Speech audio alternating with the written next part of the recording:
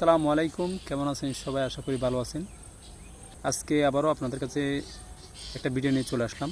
কালকের মতো এই মুনাফিক জুবাইর তাশরিফ, ওনাকে হাফেজ, ও নাকি আলেমে পড়তেছে। কারণ ওর মাথায় যদি সঠিক ব্রেন থাকতো, সঠিক এলেম থাকতো, তাহলে এই কথা বলতো না। যারা সুন্নি আকিদায় বিশ্বাসী আমাদের মতো অনেকেই এই বাংলাদেশের মধ্যে সুন্নি আকিদায় 80% সুন্নি আকিদা, বাতিলরা সংখ্যার মধ্যে অল্প থাকার সত্ত্বেও ওদের সাহস দেখেন আপনারা। ওরা পরপর একটা পোস্ট করছে, দুইটা পোস্ট করছে, এই ফজলুর রহমানকে নিয়ে অনেক কটূক্তি করতেছে। এখন সুন্নি আকিদা নিয়ে আঘাত করতেছে। আপনারা পোস্টটা দেখতেই পারতেছেন।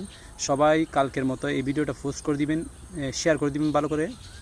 সবাই যেহেতু এই মুনাফিককে, বাতিলকে এই সবাই চিনে, ওর থেকে যেন দূরত্ব বজায় রাখে, সেজন্য সবাই একটু বেশি বেশি করে শেয়ার করে দিবেন।